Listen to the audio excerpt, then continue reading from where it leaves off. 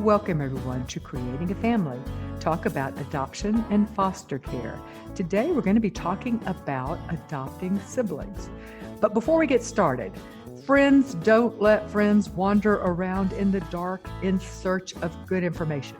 And more importantly, in search of good podcasts.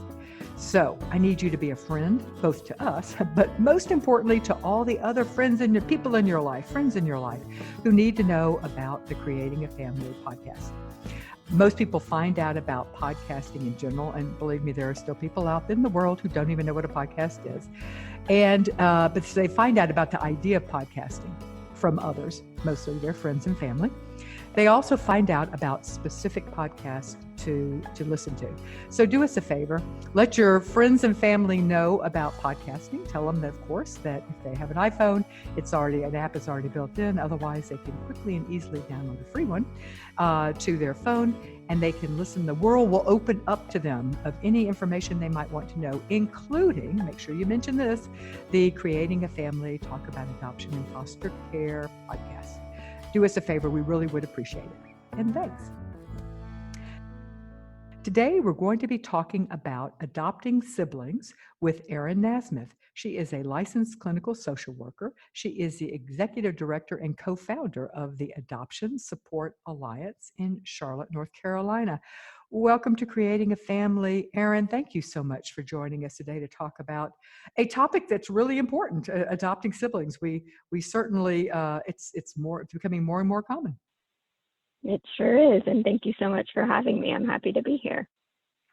Well, siblings are available for adoption in all types of adoption, foster care, international, both the needs are huge there. It's rarer in private domestic adoption. It does happen, twins, and also it does happen on occasion where a mom makes the decision to relinquish the rights to her siblings and does it not through foster care. So it does happen. But most often in international and foster care adoption. So we talk a lot about the importance, and I just mentioned that there's a huge need, particularly in those types, because those children in sibling groups wait longer because we in the child welfare world try to keep siblings together when placing, either for foster care or for adoption, for both. So why is it important to keep? Why do we care so much about trying to keep siblings together? Yeah, well, when you think about it, for all of us, our sibling relationships are often the longest relationships we have in our lives. You know, we are in relationship with our siblings sometimes longer than we are with our parents and longer than we are with our spouses. And so for all of us, those relationships can be really significant to our development and just to ourselves as people, to have those significant relationships in our lives. And for kids who are in foster care, who experience trauma, foster care, or through international adoption, being able to maintain that connection is really important, to be able to be connected to a biological family member. When it's not possible to be with a parent, a sibling is sort of the next best thing. And we know that those biological connections are important for them as they develop their sense of identity as they mature. Mm-hmm. And their sense of identity, and also their sense of racial and cultural identity, because they would then be sharing they would be being raised with somebody from their both racial and cultural background. Yeah. That's right. That's right. And siblings who've experienced some of those traumas that oftentimes our kids have before they come home, the bond is deep there. Anytime you've had a relationship with someone where you've been through something hard together, that the connection can be even stronger. And so for a lot of those kids, they share that sense of connection with their sibling because they've been together through really hard things. And we know that kids who are placed through adoption, through foster care or through international adoption have already experienced such great losses and hardships. And we in the child welfare community don't want to add to their sense of loss by disconnecting their relationship with their sibling. So as much as possible, as much as we are able to find families who are able to support multiple children at once, it's a great service to these kids. So there are some advantages that you just alluded to, and some more for adopting siblings. One advantage, I mentioned it at the beginning, is that you're fulfilling a need. Mhm. Sibling groups are harder to place because honestly, not every family is equipped to care for siblings, Mhm. or equipped to grow, by two or three or four kids at That's one right. time. So it Yeah. fulfills a need.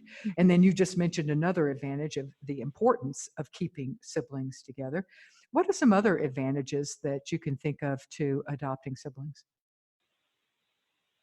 Well, for families who are really eager to parent and to have kids in their homes, there can be a shorter wait time because like we said, there's so many sibling groups available. Usually, you don't have to wait as long to find a good match for your family, and so you can move into parenting more quickly than if you were adopting potentially if you were adopting a single child. There's also an advantage because kids come in together and they can help each other to adjust to being in a family. They have somebody else who knows them well and who they're familiar with and helps them feel safe, and that can help them as they're adjusting to their new lives as members of your family. And for going back to an advantage from the parent's standpoint is, and you kind of mentioned this before, but a shorter wait, but it provides you with an instant family. I mean, if you've always said, okay, I want to have two kids, and especially if you've waited a while through struggling through infertility or for whatever reason, marrying late or whatever, and Hmm. so you want two kids, and rather than do them one at a time, there is that it kind of scratches the itch. But that, I should also say, could both be an advantage and a disadvantage because honestly, Hmm. adjusting to a rapid increase in family size, it puts strain on a family That's and right. on your marital relationship and other things. So that uh, the instant family thing, I always want to caution people because sometimes that that almost seems a little too that people's vision of it may be a little they paint it a little rosier than the reality. It's easy Hmm. to say, yeah, I'll have my family, I'll be done, without acknowledging Yes. some of the downside. Yes, that's right. It would be nice if the advantage, if many things in life are kind of a balance like that, right? It's not just purely an advantage. So I think there are advantages to your point, but that it's a balancing act too, that it adds some challenges there too. Not insurmountable, but just things that families should be prepared for as they're going into adopting a sibling group. Yeah, exactly. So let's actually talk about some of the special issues, as we'll call them, to consider. Some of the struggles that families they need to be prepared for, is what I would say. Um, One of the struggles is forming an attachment with both children separately. So there's a couple of ways that can play out in families. One way is the children continue to maintain their primary attachment to each other rather than forming additional attachments to their parents. So let's talk a little about that and how that might affect both the children and the parents and the family unit. Hmm. Yeah, well, I mean, I think siblings come in with already this established relationship. They trust each other, they know each other. And because they have someone else that they can rely on and is familiar to them, their motivation, if you will, to attaching to an adult might be lower than it would be if they were a single child and didn't have a sibling there with them. In addition, you think about these kids who've experienced the loss of biological parents and previous caregivers. Adults aren't necessarily the most trustworthy people in their experience, and so it might feel safer and they might feel more comfortable relating to a child than they do to an adult because in their experience, adults are temporary and aren't sticking around for them. And so again, it keeps it just makes the connection with another child to feel more comfortable for them. Okay, and we're going to come to some suggestions on what parents can do in just a moment. Another way this issue can play out is a parent who feels more connected to one child in the sibling group than to the other child or other children in that group. So thoughts on that? Yeah, well, I think one thing to remember is that there are some parts of that that is a very natural and sort of expected experience that you might connect with one child over the other. You know, they're coming in with personalities and temperaments and experiences that have shaped them already, and it's natural that you might feel more of a connection and more in common with one child over the other. So I think the first thing is for parents to not feel guilty about that and not to feel like something is wrong with them or that they're not parenting well, but to acknowledge that that has been their experience and that they're going to work harder to, make some connections with the child that might be more difficult for them to connect with. I think sometimes we think as parents, really in lots of forms of adoption, that we will have this instant connection with our kids. And I think for sometimes that's true. Parents have that instant connection, but for some parents, it takes a little bit more time. And I think being patient with yourself on that, remembering that this is another person, and that in any relationship you have with another person, it takes some time to get to know them and to have those bonding experiences. So to just be patient with yourself is that if you do feel yourself attaching to one child over the other, I think that's the first step, is to acknowledge it and be patient as you're developing those relationships.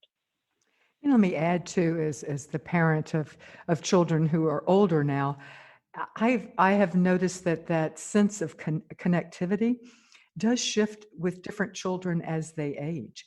So keeping that in mind to take some of the guilt and the pressure off of yourself, to realize that relationship, who you feel more connected to, shifts as our children age. Anyway, Hmm. I think that's another very thing. true. Yeah, another way that this plays out is kind of the reverse, and that is a child connecting to one parent over the other.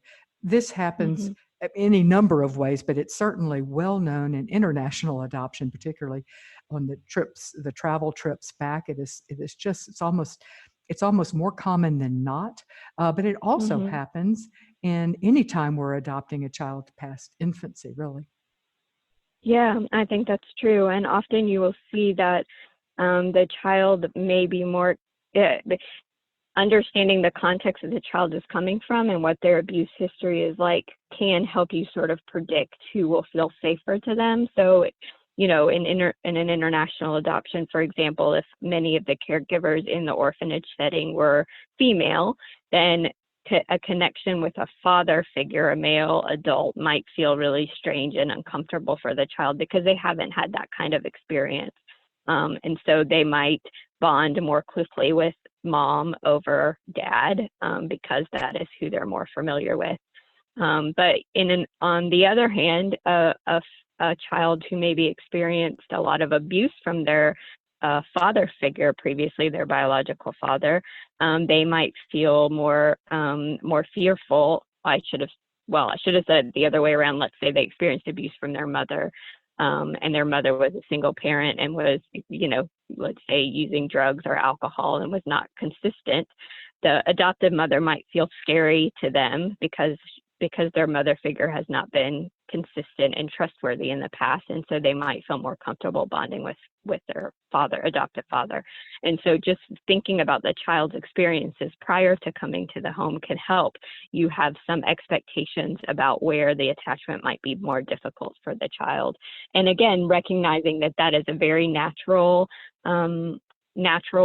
relationship building for the child, and that there's nothing wrong with that. In some ways it is a protection, helps them to be safe, but then to recognize that that's where it is, to acknowledge that is where the child is, and then to make some intentional efforts to build relationships, build stronger relationships with the parent that maybe is having a little bit of a harder time connecting.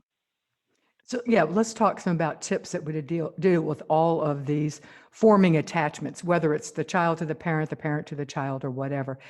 And the one tip you just mentioned is the intentionality, making individual time with the child, either the child that you're not feeling as attached to, or the child that's with not as feeling as attached to you, creating Mm-hmm. dates, and letting that parent be the one who gets to do more of the fun stuff. If Yeah. story time at bedtime is a fun, then that. If taking a bath is fun, then that parent gets to do that. Mm-hmm. Mm-hmm. So just looking for opportunities, and it doesn't even have to be, when we say individual dates with air quotes around it, it can even be something about going to the grocery store.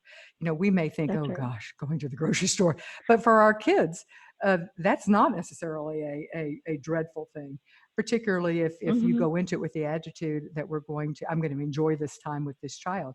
So Mm-hmm. yeah, looking for opportunities to find time with that particular child and make it as enjoyable as possible. So any other tips you can think of? Yeah, I think anytime you can find that individual time, it doesn't necessarily matter what the activity is, as long as you're recognizing that you're spending focused time with that one child. And sometimes the activity, like grocery shopping or as you parent older kids, I'm sure you're aware of this too, being in the car together can be Mm-hmm. some of the best conversations that you can have, because that the whatever activity is in front of you or staring out the front window kind of helps you to not feel as it helps the kid not to feel as put on the spot to bond. One Mm-hmm. thing to say, let's sit and gaze into each other's eyes as we build this attachment, that doesn't feel quite as natural, but to help them to feel safe as you are providing those bonding experiences is really good. And I think sometimes giving the children a sense of control over that. So, offering 3 or 4 choices that you are willing to do with the child, and then letting them have some say in what the activity looks like or how you spend your time together can be good. These kids often don't feel a sense of control over their lives. And anytime you can give them some choices about what happens next for them, helps them to feel more control, more relaxed, which in turn helps them prime them for good attachment experiences and positive relational interactions with you as the parent. Mm-hmm. Let me pause here and remind people that this show is underwritten by the Jockey Being Family Foundation. Jockey Being Family is committed to providing support to families nationwide to help these forever families become lasting places of love. Your support is vital to their success. Please visit them at jockeybeingfamily.com to see how you can support and impact families nationwide. And let me also add that they have had to cancel their largest fundraiser this year. It's a large gala that they do. And they, like others, have had to cancel that. And so your support at this time is particularly appreciated.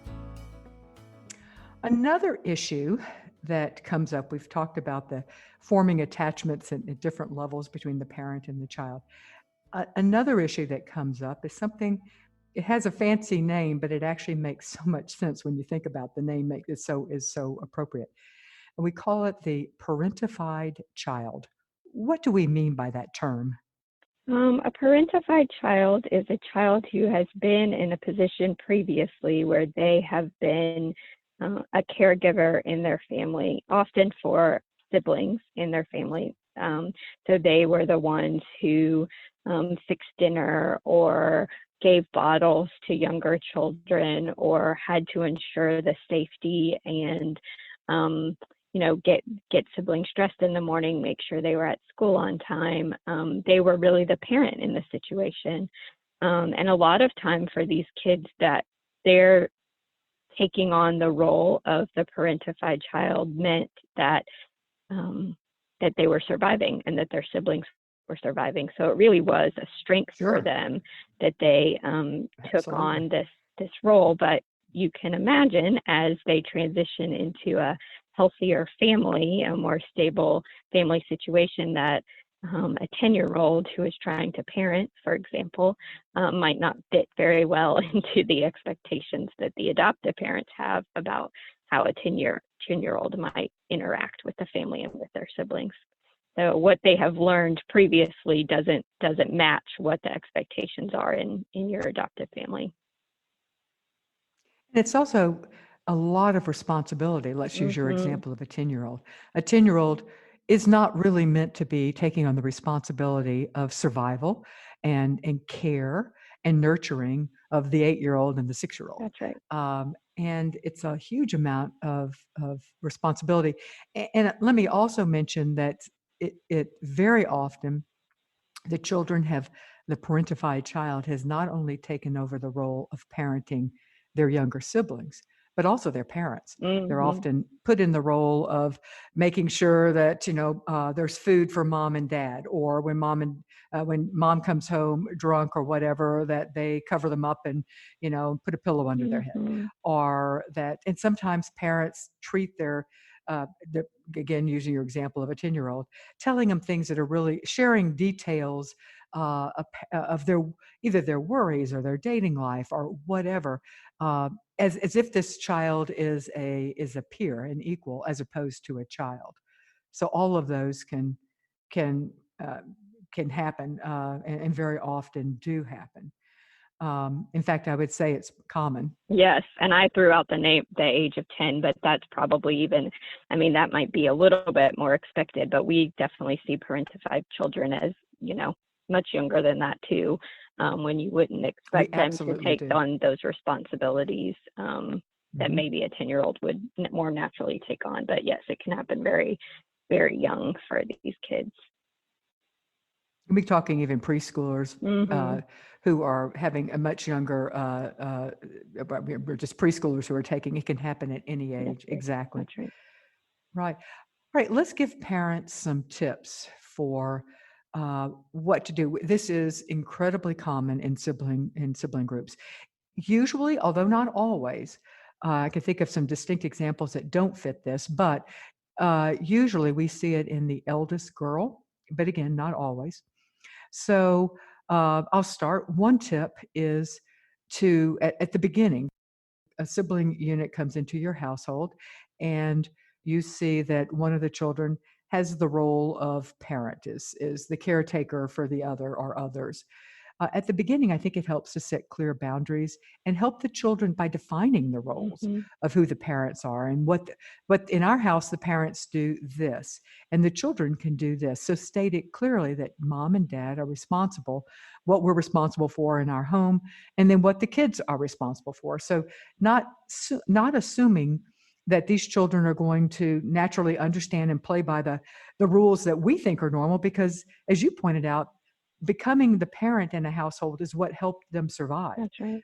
It also often is a way that the child has begun to identify themselves. So Mm-hmm. it's a sense of pride. Mm-hmm. So okay, so what other tips can you think of for parents who are now parenting a parent, a That's right. parentified child? And I mean, I think part of it is you're saying set the clear boundaries for all of the children in the household, and then I think to really pay special attention to that caregiver, to the actual parentified child, to really get an understanding of what it was like for them as they were caring for their siblings, what kinds of things that they were in charge of, and acknowledging to them and reflecting their feelings about it. Probably feels weird now to give up that control because you've been doing it. That's been your job and you've done it really well for so long. And so we know it's going to be hard for you to trust us to do that for your siblings, but that we are really, that's our job as your mom and your dad, is to be in charge and to take responsibility for your siblings so that you don't have to have that responsibility. And so I think just kind of just acknowledging it and putting it out there and making sure that parentified child feels seen for the job that they have done and acknowledged for that, might help them to release those roles a little bit more easily. Over time. But yeah, so just to continue to talk with them about how hard that is, I think will be helpful for Mhm. them. And we've talked about the situation where children are adopted or placed for foster care with their siblings. But a particularly worrisome for parentified children is if they're placed apart. And Mm-hmm. so all of a sudden, the child that your sibling, who you have taken care of, is now no longer living with you. So you're not able to take care of that child. That's right. So, I mean, what does that do to a child who is now they are no longer able to protect the child, and their goal in life has been to protect and care for their sibling? Yeah, their anxiety and worry probably shoots way up. And they might even worry about that sibling more than they're worried about their own well-being in that moment. And so I think if that's true and your child has siblings that are not placed with you, it's really important for the parent to carve out time for the siblings to connect with one another, whether that's on the phone, or we know how to do virtual meetings right now, and virtual conversations. And so just helping to reassure them, give them evidence that their sibling is being taken care of well in the family that they're in, and helping them to have ways to connect and reassure themselves about that. And again, just to continue to reflect what they're feeling. It's okay. I know you're worried about your sibling, and I know it's hard for you to not be with them, and to kind of sit with them in the sadness of that, because it is very much a sad transition for the child, which is why, to go back to how we started, why it can be wonderful for families who are equipped to do so, to take on sibling groups, because then those connections don't have to be lost for the child. Mm-hmm. Another tip is plan on this being a gradual transition Hmm. from the child being the parent to becoming the sibling. Honestly, it's taken a while for this relationship to be created, and going in realizing it's not going to change overnight. It's going to take a while to change back to a healthier sibling relationship. Hmm. So don't expect anything to happen immediately. Take the long road of it, where progress, not perfection. That was my parenting mantra: progress, not perfection, in this as well. Hmm. Any other tips that you can think of?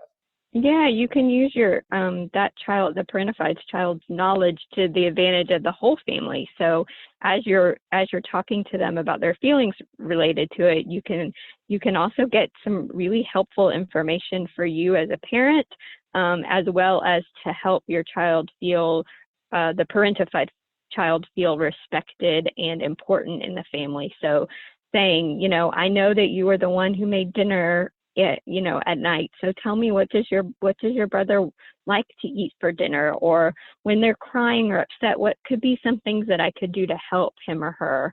And then the parentified child will have a role, which is to help mom and dad, and that kind of helps as a in the gradual nature of the change, for them to be a sense of information, a source of information for the parent, and then sort of training the parent how to parent so that they can feel more comfortable with relinquishing that role, because they know that their parent is well prepared.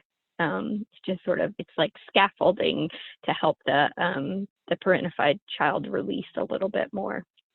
Hmm. Would scaffolding also work with allowing some of the some of the smaller responsibilities for that child, the parentified child, to continue if they want to? Would that also be part of scaffolding? Yes, I think that would be a great tip, is finding some places where they can help, because it is, and it is a very natural experience in a family, if you are an older sibling, that you are helping your parents with some responsibilities of the younger child, but just to make sure that they don't feel that they know that the ultimate source of safety and security comes from mom and dad. So, we're talking about things like, can you grab a snack for your sibling from the pantry? Or could you stand next to your sibling as they're brushing their teeth and you're brushing your teeth, so that there's sort of smaller things that feel more typical for a family, with siblings in it. And we're talking about parentified children as if it is a negative, and of course, I think it ultimately is to the child who has taken on the responsibility. But the truth is, these kids are amazingly competent. That's right. I mean, to think that they have, from a very young age, taken on huge responsibilities, and they may not have done it the way an adult would have done it, but it takes tenacity, it takes creativity, it takes perseverance. As all of us parents know, that's what it takes to be a parent. Yeah. And when you are a child doing it, it takes all those in spades. So it really, it makes it. So these kids are very competent. Mhm. How can we play off of that to help our kids? Yeah, I think for you to share that in ways that your child can overhear you, tell friends and family members all of the things that they did to keep their siblings safe and to keep them protected, and that will help to build their own confidence, the parentified child's confidence in their ability to take responsibility for things and follow through and consider other people. I mean, all of those are strengths that we want to build in our children. And then to try to find ways for those strengths to be applied to more age appropriate activities. So, that the parentified child probably has a great deal of leadership skills. And so taking those skills and putting them into Girl Scouts, for example, or a sports team, places where they can lead and consider others and even care for others in service opportunities or that sort of thing, but in a more age appropriate way, to where they're getting their needs met in that, their developmental needs, and not just their siblings' developmental needs. So getting them involved in activities where that they enjoy and where they can shine and develop even more confidence that is built upon those skills they developed prior to being in your home. And the more busy, the more involved your kid is in with children their own age, the less time, just from a practical That's standpoint, right. the less time they have to be parenting their younger sibling. Mm-hmm. I know of a family, going back to what you had said before about using those skills outside. In this case, it was the older girl, and she had taken on the role of parent to two younger siblings, and well, really from their birth, honestly, she had been more or less their parent, and she liked to cook. Now, when she never cooked for them, but she would pour cereal and make sandwiches and stuff like that. But in her mind, that was cooking, and so the parents, her new parents, played on that, and she started cooking with the mom, and then they enrolled, the mom and her enrolled in a cooking class together. Well, it's actually a baking class. And then they started decorating cakes. So they turned that, and I use the word skill loosely because she was not actually preparing much food. I mean, she was preparing food. Sustenance was going into her younger siblings, but she thought of it as cooking, Mm-hmm. and she thought of herself as a competent Mm-hmm. cook. And she could pour, a mean bowl of cereal. Yeah. And so she actually is now, she's actually, gosh, she's probably maybe even in college. I'm not sure. She's definitely in high school, and she is a very competent, particularly baker. That's where she Yeah, is, where she's found her niche. Yeah. that's a wonderful example. And I think that's true for many of our kids that we bring into families from hard situations, that they really do have really significant strengths that come from those hard things. And just being able to, your role as the parent is to see that into them and to kind of cultivate that in a way that helps it to grow in an age appropriate way. So yeah, that's a wonderful example. We all need to feel competent Mm-hmm. at something, Mm-hmm. and finding an area for all of our kids to develop competency is, we could do nothing better for their self-esteem. And going back to tips for children, parentified children, obviously, keeping your kids in therapy. Yeah. That's good for the parentified child, it's good for the siblings, and family therapy is good for parents Mm-hmm. as well. The whole unit needs to patiently move the whole family unit needs to move in a healthier direction, and that will take time. Mm-hmm. And it helps to remember that this child is behaving in a manner, even though it may be annoying you and it may feel threatening to you, it's also important to understand that sometimes your reaction might be that you feel that your role is being usurped by this child. That's right. Yeah. But recognizing that this is normal for him, Mm-hmm. and it's usually out of both fear and a survival mechanism. Mm-hmm. And reaching out for that kind of professional help is really a sign of strength for the parent. You're most of the time, this is the first time that you have adopted a sibling group. And so to recognize that there are ways that you can grow and learn in that, and that there are professionals who have learned from other people's experience and from research and from their understanding of child development. You don't have to do that on your own. You can engage with a professional who can really help you to feel more successful, you as the parent as well as your child in the family setting. So yeah, use those supports when you need to. It's a sign of strength.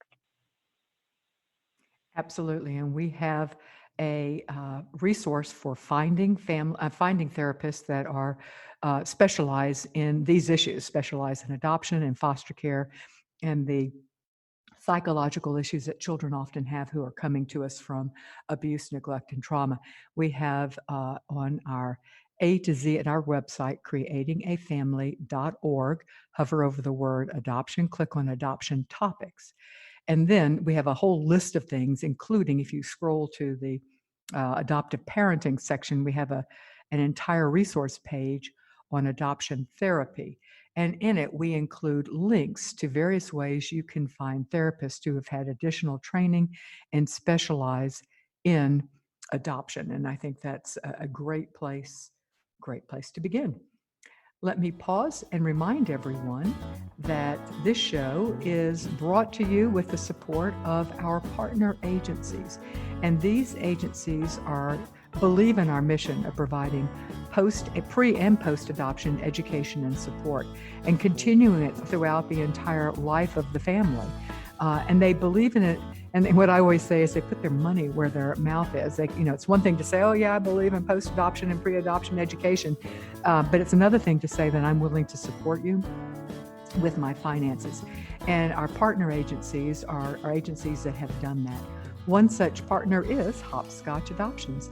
They are a Hague-accredited international adoption agency, placing children from Armenia, Bulgaria, Croatia, Georgia, Ghana, Guyana, Morocco, Pakistan, Serbia, Ukraine, and they also specialize in placement of children with Down syndrome as well as other special needs.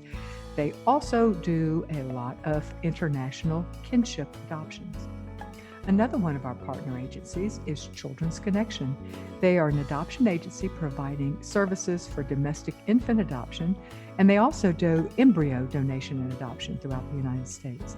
They provide home studies and post-adoption support. In addition to all that, they provide those home studies and post-adoption support to families in Texas. All right, so we're talking about special issues directly relevant to adopting siblings. And we've talked about where the attachment doesn't feel even. Either the parent is not attaching to both children, or the parent attaches to one child over another, or we've talked about where the child is attaching to one parent over the other. So kind of general attachment issues is one special consideration we sometimes see with siblings. Where one child, another special issue that is very common is when one child has become the parent of another child, and we call that a parentified child. Another special issue that I want to talk about is how to overcome unhealthy dynamics that have developed in the past. Oftentimes, sibling groups come to us from dysfunctional families. In fact, I would say that's the vast majority of the time, or from orphanage situations, which would be a dysfunctional family in that sense, because it's not a family. So sometimes we have dynamics and relationships within the sibling unit that are just not healthy.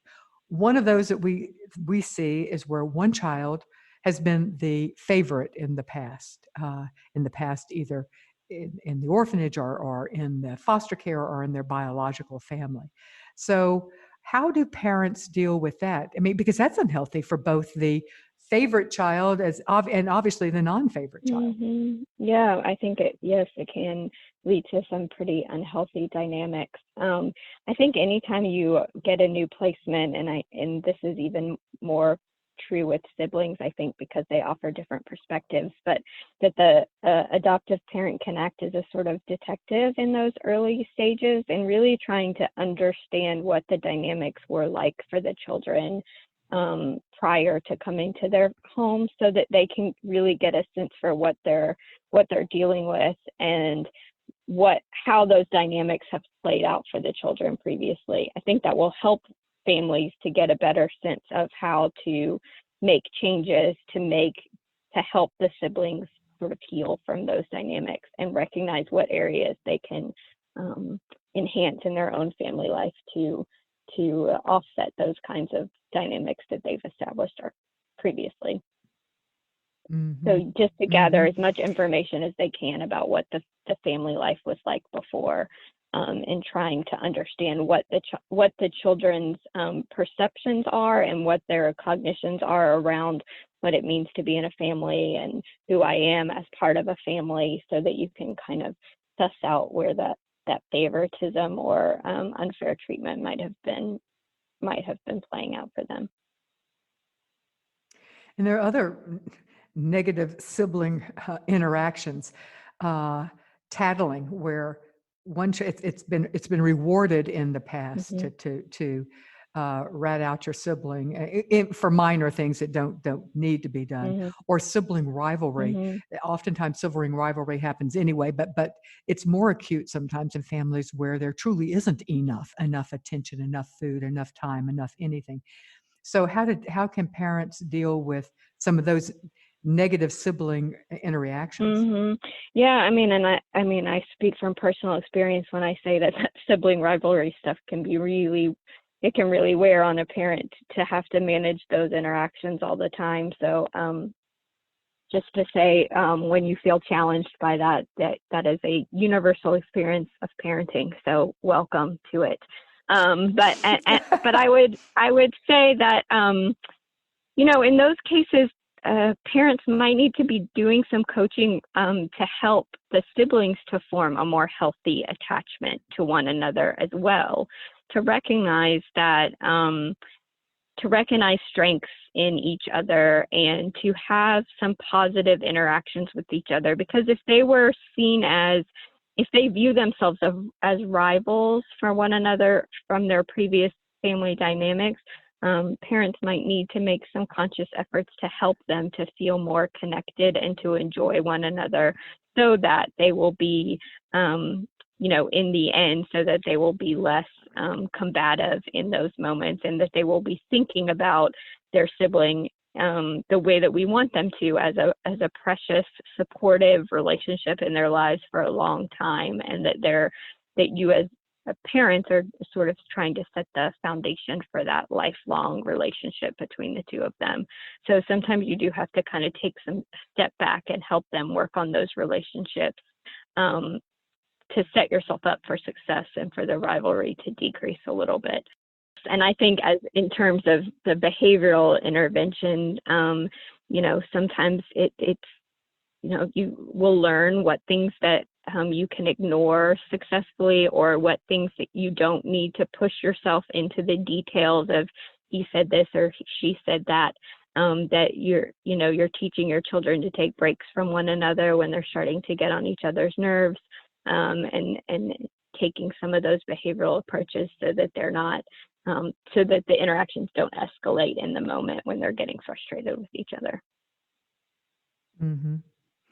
Another issue that we see that is sometimes frustrating to parents, but it seems so normal, is that siblings may grieve or adjust differently, because it's the reality is we all grieve differently and we all grieve at our own pace.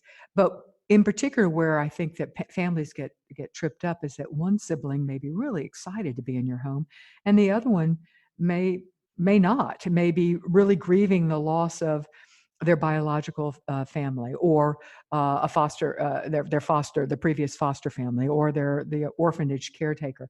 And parents will sometimes say, "Well, gosh, your brother is doing just fine. Get with the program." So I think it's giving grace and understanding that we all process grief, and that moving into your home is a big plus, but it's also a big change, and it also involves a lot of loss. Mm-hmm.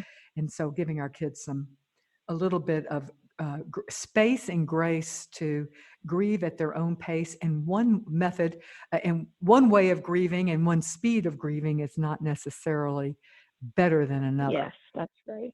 Mm-hmm. Siblings have a lot of things in common in terms of their history and their biology, but they are still very much individuals. And so for a parent to take the time to really consider who they are as an individual and what they need as an individual is really important. Yeah, it is so true. We tend to think, well, they had the same mom and same mother and father, Mm-hmm. same biology, same gene. Right. Oh, as any of us who have had children who have come from the same mother and father can tell you, including biological children, Yeah. that is They can, not that true is, if they will turn that's out. right. They can be night and day different, can't they? They certainly can be. Mm-hmm. All right, so now let's talk about some tips for parents who are considering or wanting to adopt or foster a sibling group. Mm-hmm. Yeah, you want to jump with the first one about, so what's a tip that you can think of for parents who are thinking about the adopting or fostering a sibling group? Yeah, well, I think that our audience is doing the first thing that I would recommend for sure, and that is educating yourself about what it's like to adopt a sibling group. I think having realistic expectations is sort of half the battle in terms of doing this successfully. And so the more you can hear from other people who have done it, the more you can learn from professionals about what helps, the more prepared you're going to be and the more equipped you're going to feel and confident you're going to feel as you go into any challenges that you might face bringing home a sibling group. Something that I see more often than I would like, and that is families who really want a specific age child. Very often it is Mm-hmm. a younger child, and they adopt a sibling group on some level because an example would be there is an infant, but there is a 3-year-old, and they're going to be placed together. And what they really want is to parent the infant. And then now Yeah. they've got this 2 or 3-year-old. And I Mm-hmm. think it is unfair to both children unless you are 100% committed to adopting them both. Mm-hmm. And so the implications are significant uh, to to both children if you're really wanting one child of a specific age, and the only reason that you're accepting a sibling group is because that's the fastest, or you're being told perhaps even the only way you're going to get the age you really want. Mm-hmm. Think Yeah, really hard and analyze your motivation carefully, because that is a setup for failure, and it is absolutely. a failure for both children anyway. Mm-hmm. Yeah, and I tell families all the time as we're doing the home study process is that as you are deciding the parameters for placement for yourself and your family, this is really not the time to feel like you should say yes to things because because people expect you to say yes, or you feel like a better person if you say yes, or well, how could you say no to a 3-year-old sibling? And you really have to think about, you are making these decisions for the rest of your lives. These are decisions that impact the rest of your lives. And so bringing in a sibling is a really big consideration, and you need to be honest with yourself and with your partner in parenting, your support system, about why you want to take up on a sibling group in those initial stages, because then when things get hard, you won't go back to, well, I didn't really want this anyway, or why did I push myself into this when I wasn't ready, or that sort of thing. Mhm. So yeah, to do that work on the front end is really helpful in the long term. We tell people this is your family, not a charity, and this is not a Mm-hmm. time to be looking at, I'm doing this from a charitable standpoint. Yeah, Okay. that's really good. Yeah. What's another tip you would have for people who are considering adopting or fostering a sibling group? Yeah, I think it's really important that the foundation of your family remains as strong as possible as you walk through this. And I think that's your For most of us, or for many of us who are parenting with a partner, that is our marriage and our relationship with the other adult in the home, that we are really keeping that relationship as the forefront and the foundation of the family life. So being on the same page in parenting sibling groups, making sure that you're talking to each other and making decisions away from the children, so that you're presenting a unified front in your parenting with those kids, that you're setting aside time, even though it can be so difficult to do so, especially when you're managing multiple children, but that you're being planful about date nights and time away from your role as parents, and taking time to connect with one another and remembering that you enjoy your partner. I think that's really important. And that anytime you start to feel strain in your relationship, that again, that it's really a sign of strength to reach out for marital counseling or professional to help support you through that, because it shows that you are really prioritizing what is so important to your health, your family's health long term. Not only are you modeling those kinds of relationships for your kids, because that is important, but your kids will also grow up and move out eventually, hopefully, and you are left with that parent, right, with that partner, excuse me, for many years after that. And so, making sure that that stays a priority, even though it can be really easy for the kids to kind of take over and take all of your energy. You've got to carve out time for that relationship too. Amen. I couldn't agree with you more. All right. Now, we've talked about the impact of adopting siblings on the parents, but what about if you already have children in the family? There are already children in the home, and now you're bringing in 2 or 3 more kids, or even larger. So let's talk about integrating siblings with children already in the family. Any thoughts on how to go about doing that?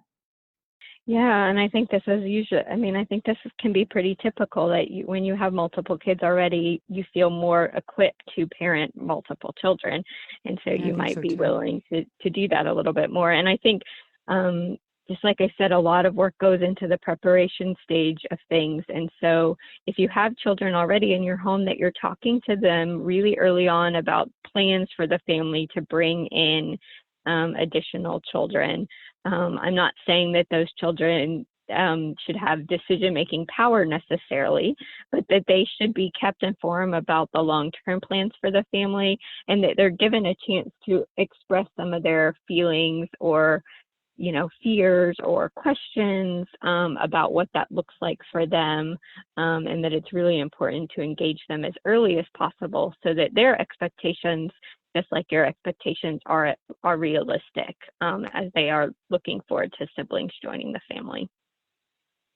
Let me share that we have a section, everyone at Creating a Family seems to love children's literature, so we have a great suggested book list. Again, hover over the word creatingafamily.org, hover over the word adoption, and there is or foster, either one, and there's a suggested books integrating explaining adoption to children already in the family. We have a whole section on that. And one really great way is to start getting some of these books and start reading them to your kids, because setting realistic expectations for parents is one thing, but you really need to set realistic expectations for the children already in the home. Okay, another tip that you might have for integrating siblings, a sibling adopted group with children already in the family. Yeah, I think just like we talked about the parentified child having being the expert in some ways that you can pull from, the children who are already in your family can be the expert on family life too, and they can really feel a sense of importance and helpfulness as you call on them to help the new children in your family get a sense for what family life is like. So talking to your kids about, when this new child comes, they're not going to know what kinds of things we eat for dinner, or they're not going to know what we do on Christmas morning or what we do on the weekends. And so we really need your help to help that child know what to expect and what's coming, and things like where we keep the cereal in the morning, or what the rules are around bedtime or our nighttime routines. I mean, you can call on your children to help them with that, and that will help them feel more connected to the process of transitioning those kids into your family. Help them feel confident about their role in the family as well, which I think is really important during this transition. Mm-hmm. And it's not at all uncommon for the sibling group to bond to the children in the family before they bond to the parents. Mm-hmm. The existence of children may, make them feel safer. Mm-hmm. That's very true. And again, and the siblings, the other children, seem more consistent to them and safer, because the adults, they haven't had those experiences with adults. So yes, they can really, really help the transition in a positive way for kids coming in. An important, I think, tip to think about is to make certain, with the newness of bringing in a couple of kids into your family, it's easy to overlook spending individual time with the kids already in the family. But, and also in allowing some of their same activities, it's easy to think, oh gosh, I don't have time to do dances, or we're going to skip Little League, and we're going to skip dance for this season because we've got too much happening. We've got too much to adjust to. And I think that we need to reconsider, yes, it is going to make your life hectic, but it's important for the children already in the family to have their life disrupted as little as possible, and as far as their routines and their habits and things such as that. Yes, I think that's true. And I think also preparing yourself, again, it's all about expectations. There are going to be moments where bringing a sibling group into your family that is going to be hard for your children in moments. It is true that there will be less attention given to them, and that they're going to have moments of jealousy, and they might have to share a room, or there will be real concrete ways that their life shifts. Yeah, the new child maybe tag along and they don't want it, or the new child may act out in ways that are embarrassing, or whatever. Yes. And so to just know that those moments are going to come, and that they are going to be difficult, and to acknowledge those with your children, to say, I know this is really hard. I know this feels challenging. I know that you don't like having to share a room, and that you might feel jealous sometimes, and to say, I'm struggling with some hard feelings too sometimes. I recognize that our lives are different, and just to acknowledge that change, but also to remember, on the other hand, that they are developing character and strengths in ways that they wouldn't have if they didn't have siblings in the family. So they're learning to compromise in real concrete ways. They're learning to share and be more flexible. They're learning to consider others' needs above their own. And they're having the opportunity to develop, again, a sibling relationship is so special. So they're having a chance to develop that with another child, which is really important. And so just remembering in moments where it feels really difficult, that you are also growing your children in ways that are positive, even if it's through challenges, that you are getting to those positive moments. I think you should expect that it will be hard in moments, and not, I've had several experiences where families recognize that their biological sibling is experiencing some hardship as a result of the adoption, and then they can use that as an excuse to dissolve the adoption, or to consider an out-of-home placement for the adopted child.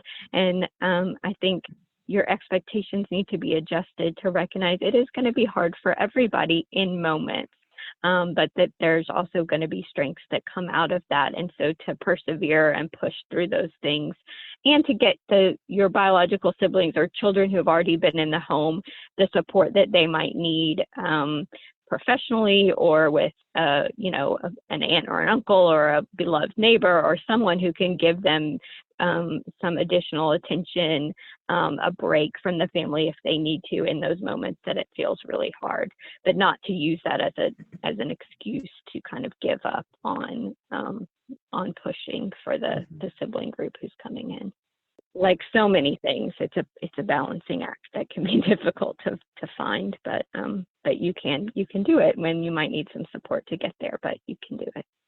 And I like your, at the moment, yes, there are going to be moments that you're going to question your sanity, you're going to question the decision, you're going to probably question why you had kids of any sort to begin with.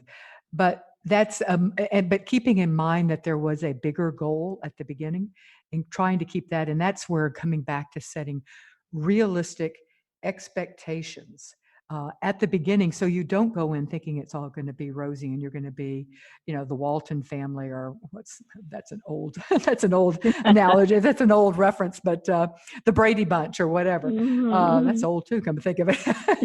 I guess that's saying something about my age. Anyway, all of those, but if you go in with the expectation that you're going to hit bumps, but that there are some positives that brought you to this decision, and those positives are still there. I should mention, though, just briefly, that there are times when it isn't a good idea to keep siblings together.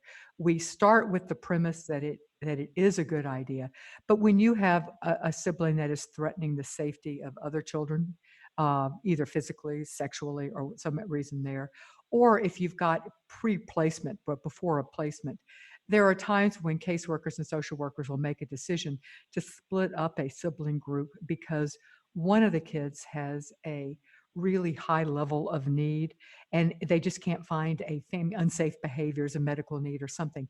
And they aren't able to find a family that can meet both that child's high need as well as bringing in other children at the same time. So it's a tough position for social workers to be in. It does happen, and I'm not casting blame at all. I understand when that happens, but it's the exception, perhaps not the rule. Thank you so much, Erin Nasmyth, for talking with us today about adopting siblings. I really appreciate your being here. For those who would like more information about Erin and the Adoption Support Alliance, you can go to their website, adoptionsupportalliance.org. Keep in mind that the views expressed in this show are those of the guests and do not necessarily reflect the position of Creating a Family, our partners, or our underwriters.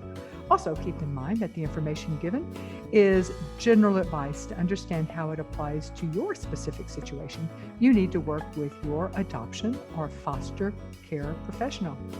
Thank you for joining us today, guys, and I will see you next week.